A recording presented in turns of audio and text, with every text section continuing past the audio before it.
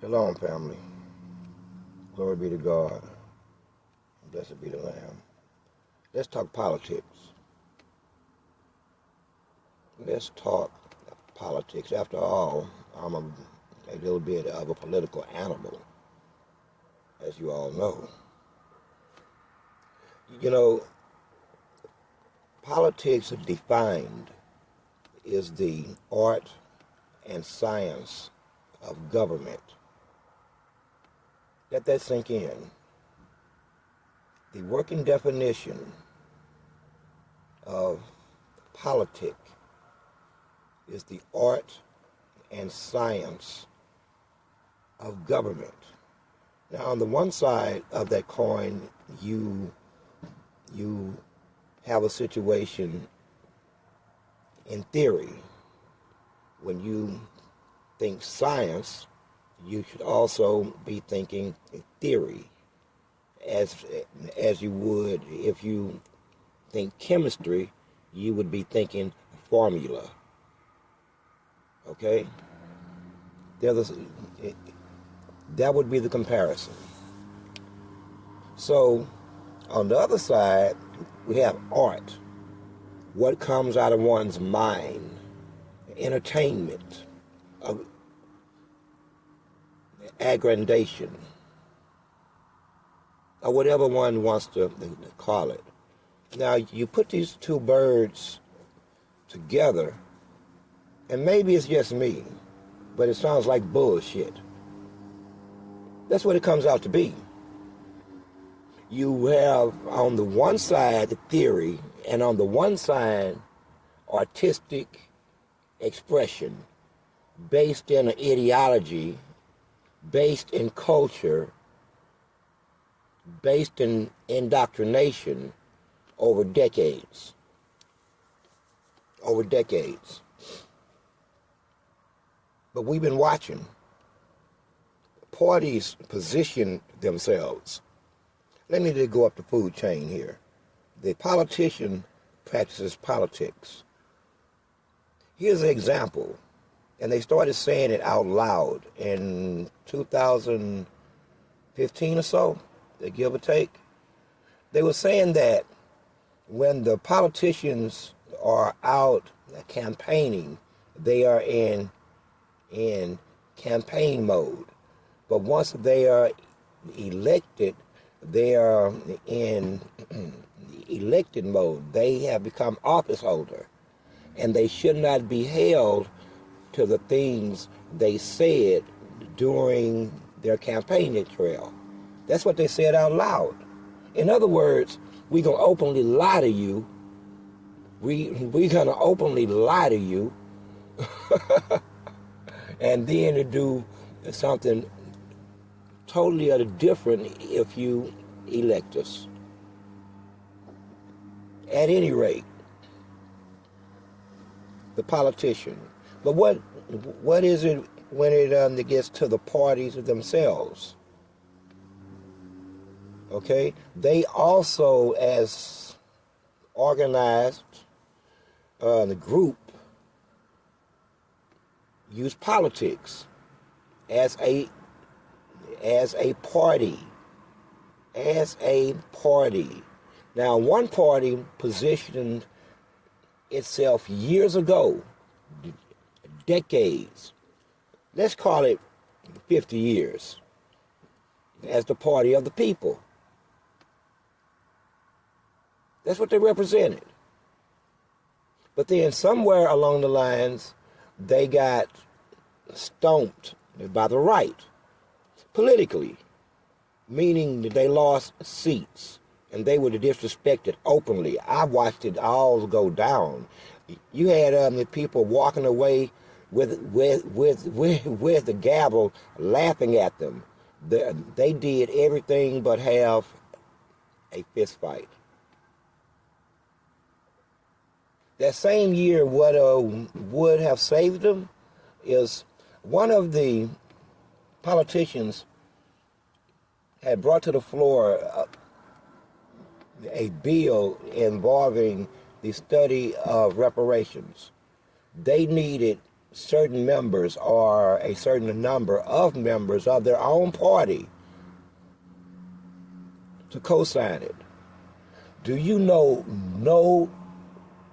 none of their cohorts representative for them? That should have sent off alarm bells right then. One thing that both parties have in common is never do anything for black people. But we won't be tarrying on that subject long. In fact, we're finna leave it right now because I'm talking about some more stuff. That's more than the theory, okay? That's where they agree. Never do anything specifically for the very people they've harmed, while they have done things specifically for certain races, genders, and people groups. But we're going to speed past that. Now, they have positioned themselves as the party of the people, okay? But they got outrighted. What I mean is, the right will always be the right. Man, do I have to explain this stuff? No, I think I'm speaking to a smart enough audience. I'm not going to explain what right mean and what left of politics mean. We don't have time. You should brush up. So, as the Republican Party, well, that one's out the bag. As the Republican Party moved further and further to the right, and the Democratic Party seeing the response to the people. We're talking in the 90s to 2003, 2005. Okay? That's what we're talking about here, I think. So their response was, the Democratic Party response was to move to the right. It was to move to the right, okay? And they started to become more and more like the Republicans, not only in ideology, but most importantly in terms of corporate representation and money and connections and networking. And gone was their connection to the people.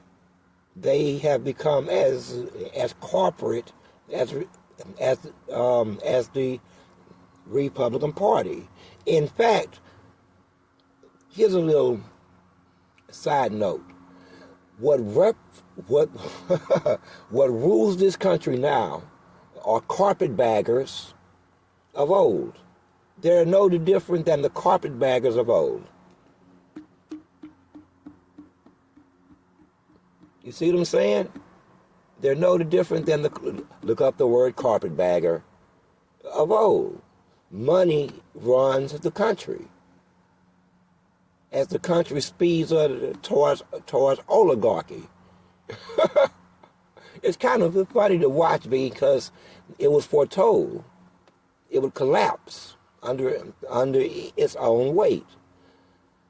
At any rate, as the Democratic Party lurched further and further to the right, they alienated their voting base. This is just me reflecting on what I have observed over the past 30 years. Okay?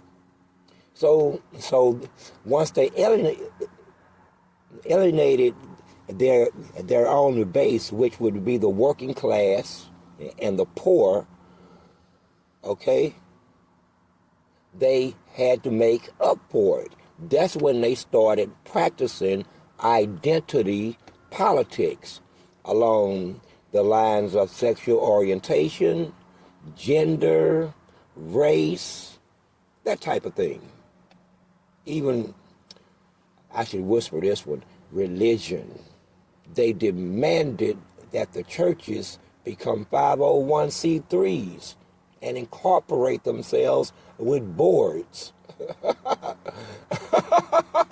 They had to come up with CEOs. So your pastor is the CEO of the church. But that's fodder for a whole nother discussion.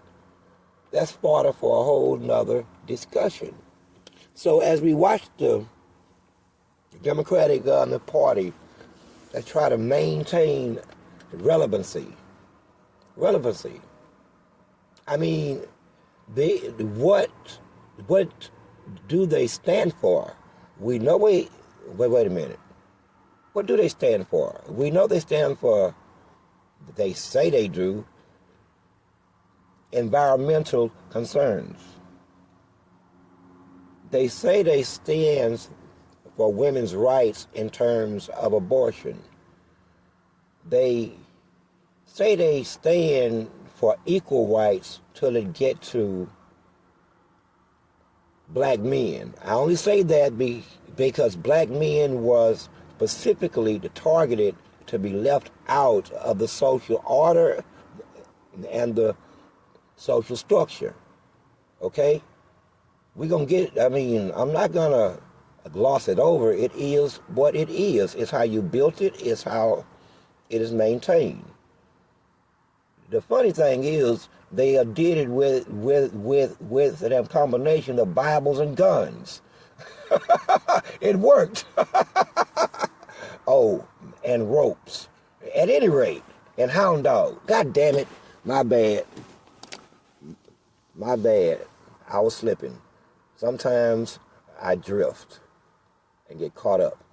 Anyway, so as they lurched further and further to the right, destroying their own base, they had to replenish it. And that's how they did it. Oh, and along with starting to take huge sums of money from a corporate interest and very rich, wealthy donors.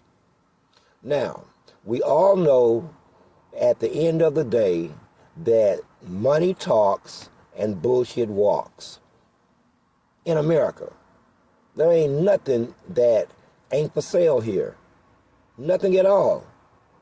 If you name it, even if it's one of your dog vices, if you got the right amount of money, you can get it. Period. End of discussion. In America, this bastion of goodness and opportunity and freedom. However, now, how will they fix the problem? They won't. I'm thinking that they would rather lose over and over and over again and collapse. Again, because they are totally out of touch. But think of it this way. They don't give a rat's ass about what any generation of young people think right now. They don't. They are very aware. They are very aware of the of what the people want, who the people are, and what the people want, and what the needs are. Okay, here's an example. The housing situation. How did we get here? Well, let's look at how we really got here. First of all, the intentional destruction by policy of the nuclear family in this country by any and all means necessary. Why? Because they had an agenda brought about by a certain segment of their base that did not like the idea of the nuclear family. For whatever reason, there's lots of reasons. It's five or six that they would normally talk about, but that's not what we're gonna talk about. So they had demanded the breakup of the nuclear family by any and all means necessary, and that's what they began to do. But let's not forget that whole idea was first practiced on the Negro between 1968 and 1979 or so. Don't forget, they just did it differently. They would knock on the door and say, listen, heifer, you can have 1,000 boyfriends, but you can never have a husband. And the government is going to be your new quasi-husband. Anyway, speeding ahead again, because I don't want to alienate anyone this morning. I don't want to alienate you, see? I just want you to know the truth. So what was theory was practice starting in 1968, I think. But I was there as a little boy, and I was a victim of it. I would not think, at the time I didn't think of myself as a victim. I'm just wondering why this healthy-ass white woman walking around the goddamn house looking in fucking closets and looking around and stuff and writing stuff on a notepad about TVs and toasters and men and their absence. Anyway, speaking of, I'm sorry, my bad. I'm sure I hit a nerve somewhere. I'm sorry. I wasn't aiming for that particular nerve. I was aiming for that masser nerve slightly to the left. As in Democrat. To the left. As in Democrat. But this is what happened. Okay? Now, how did this play out? How did this play? See, there's agenda, then there's ideology, and then there's policy based on those agendas and those ideologies. Capiche? But how did it play out on the streets? Well, they won. The family structure was destroyed for the most part. For the most part, okay? They won. So now as rising rents, housing costs go up, and the homeless epidemic keep increasing. Fresh new homeless folks, they ain't on drugs. Stop it. Stop it. Take some responsibility. They're not on drugs. They cannot afford, under America's capitalistic corporate structure, they cannot afford to live because corporations and corporate governance control the economy and the vast majority of its wealth. End of story. End of story. So the corporate donors, meaning i.e. wealthy, rich donors, have more power and more persuasion over the party than the actual people do. Not because of their numbers. They got lots of people. They got people named Franklin and Washington and Jefferson. It's all in their wallets. and it's some in your wallet. See, they got a lot of people. They don't need you. They need those people because they have now monetized the entire political system. It's been monetized.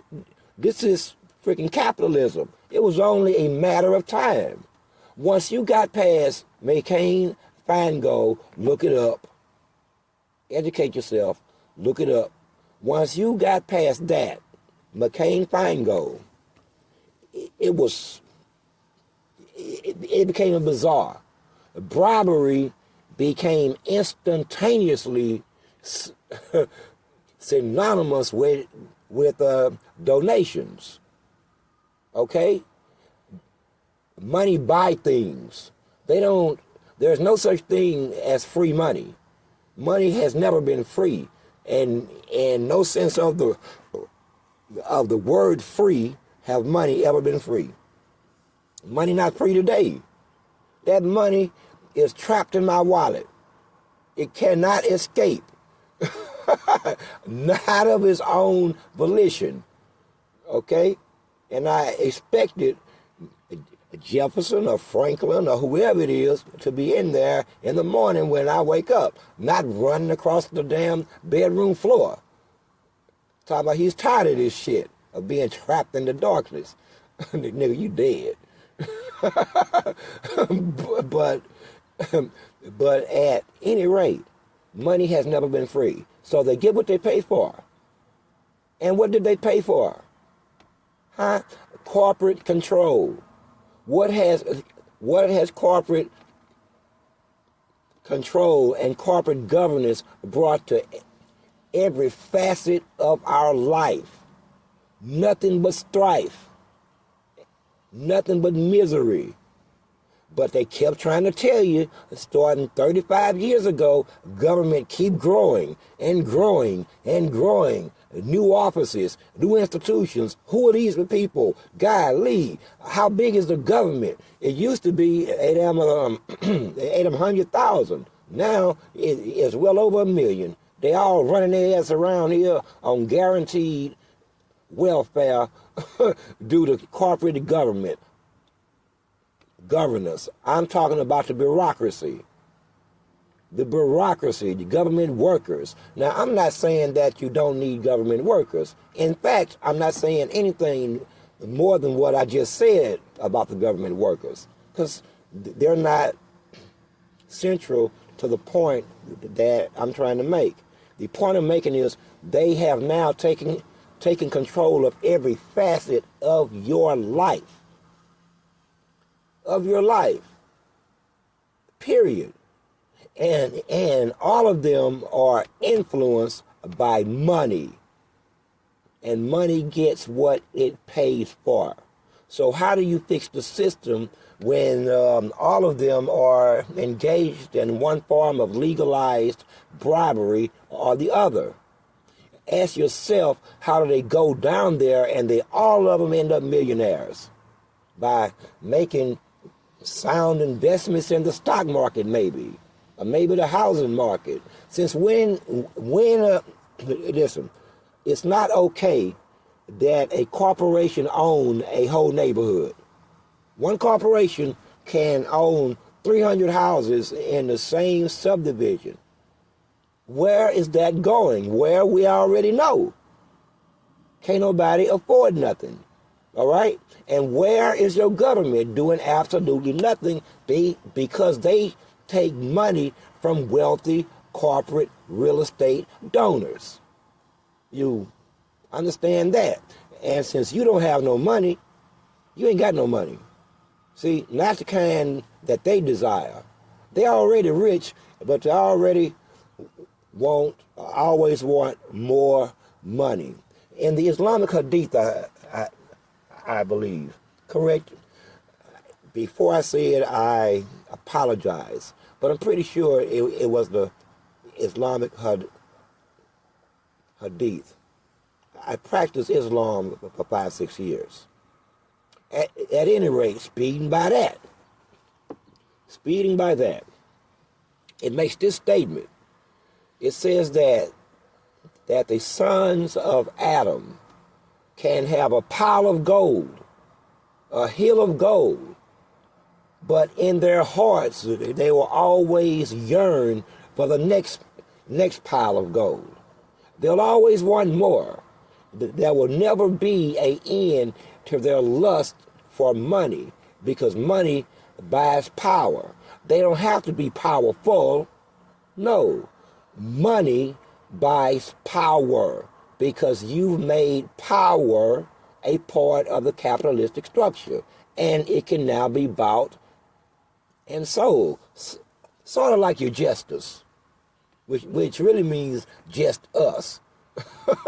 We are the only ones who have to succumb to your justice. See, black folks learned certain things a long time ago. It's just us. There is no justice. No, there's just us. Exactly. Now you get it. Now you get it. I gotta go.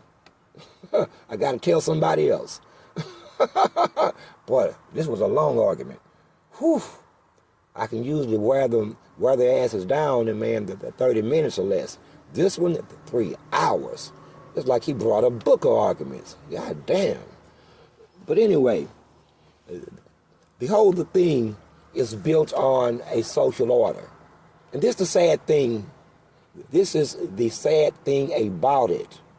When it's all said and done, it is the battle of men. It is the battle of men. It's so basic. But it takes all these different twists and turns and nuances and ideologies and parties. And one may ask me, why is he always talking about the Democratic Party? Well, let me tell your ass why. Because, man, and I was thinking about this earlier. Republicans didn't do any outreach in the black community throughout my lifetime. I'm telling you. The only flyers I ever seen and brochures I ever seen or organized political action that I ever seen was from the Democratic Party. They only voted overwhelmingly, over 80% in my lifetime for the Democratic Party. Nobody truly knows why, and that when you vote, you should get something in return. Everyone else does. This is how it works. Your vote is like a transaction. Think of it as political currency. Currency meaning money. Okay? I give you this something, and you give me something back. Now that holds true until it comes to the black family and the black man. Okay? That will hold solidly true up until that point. But now I'm drifting again. And I got to end this because I'm getting tired of talking to you, and I said 30 minutes or less. I think, and if I didn't, I meant to. Listen, the country is in its own form of political collapse with very real possibilities and going in all the different directions. We have devolved to the point that how can I, one ideology tried to kill, assassinate the perceived leader of the other's ideology. Now, I don't know where you go from there if he lives, because we have a rule around here. If you shoot at the king, then don't miss. Please. Don't ever miss. I mean, it would be like the murderer having his goon squad kick in the door of the prosecutor's family or the judge's family, and they was waiting on them or some shit. And now you facing that judge in trial. Wow. How you think that's gonna go for you? He lived, but you seem to have killed everybody else. But this one, he was shot multiple times, and you know what? You didn't hit one vital organ. You missed every vital. 6 shots, not one vital organ hit. Were you trying to do that?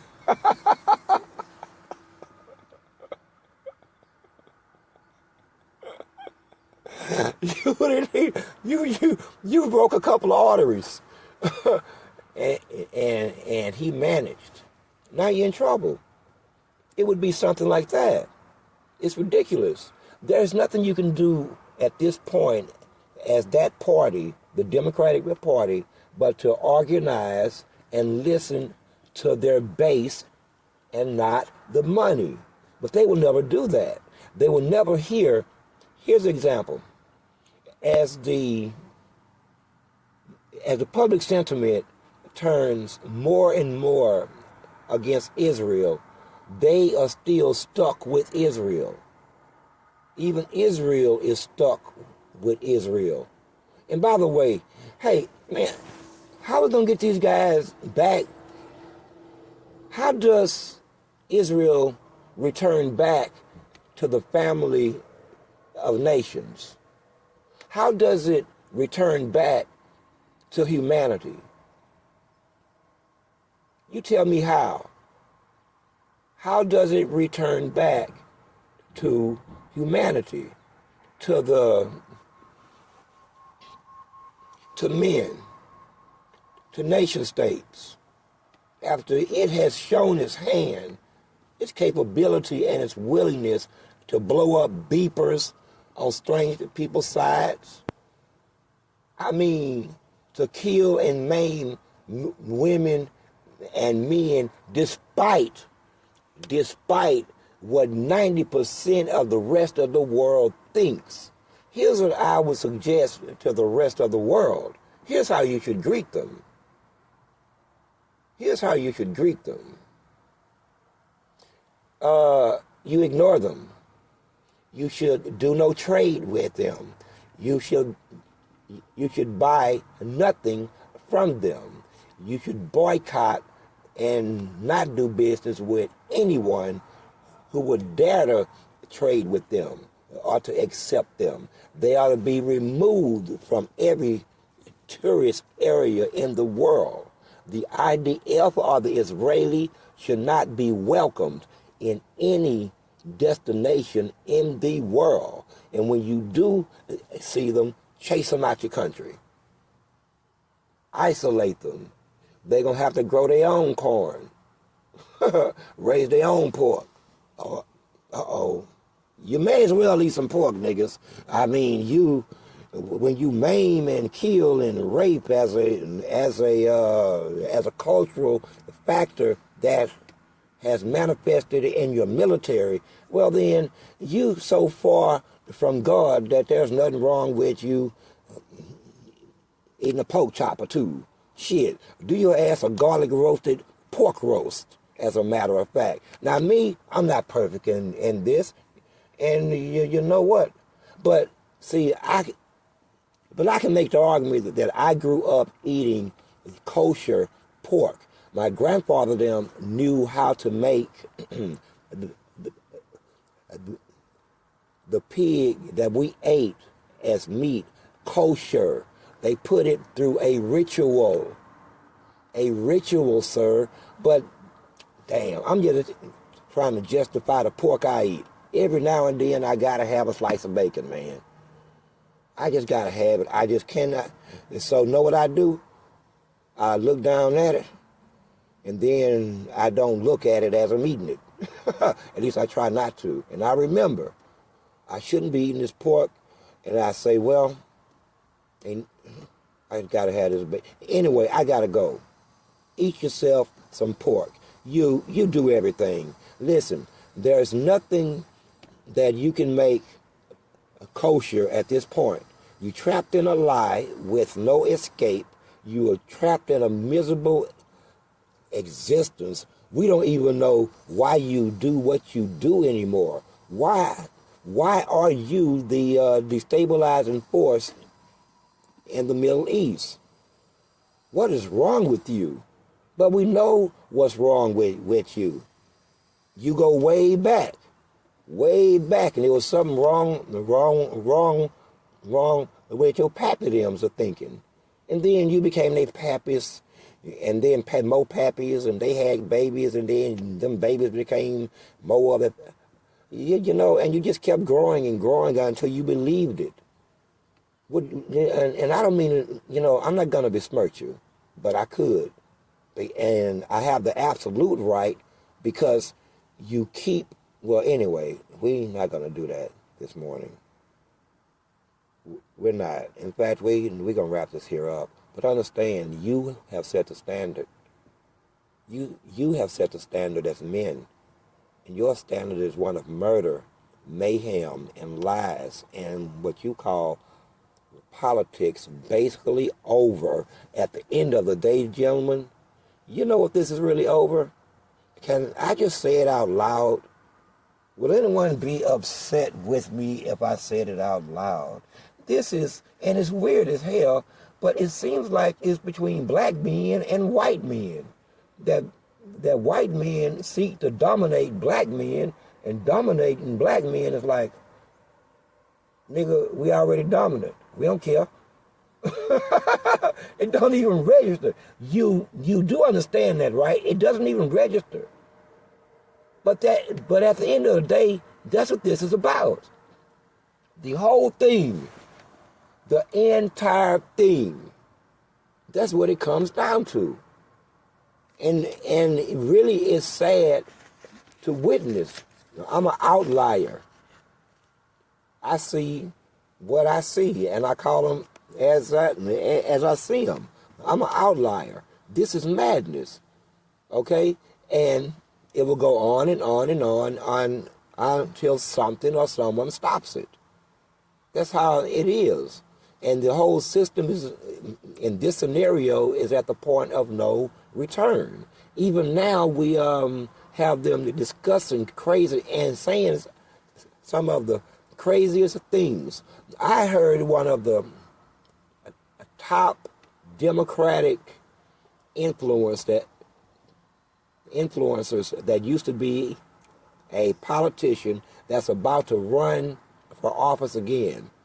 He said, speaking of the Democratic Party, he said that maybe we should not care or listen to as much as we do the people. He put it in a nice way, but he was talking about normal working class poor people versus those who have money. And what do he have in common with others who would think like him? See, this is what you want to keep race out of it, but you really can't. That does a disservice to everything.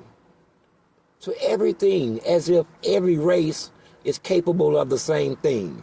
Every race do the same thing. And that is a lie. That is a lie. Outright lie. At any rate, I've been talking too much this morning. Enjoy the rest of yours. Whew. I am Source. I am 7. We are 1.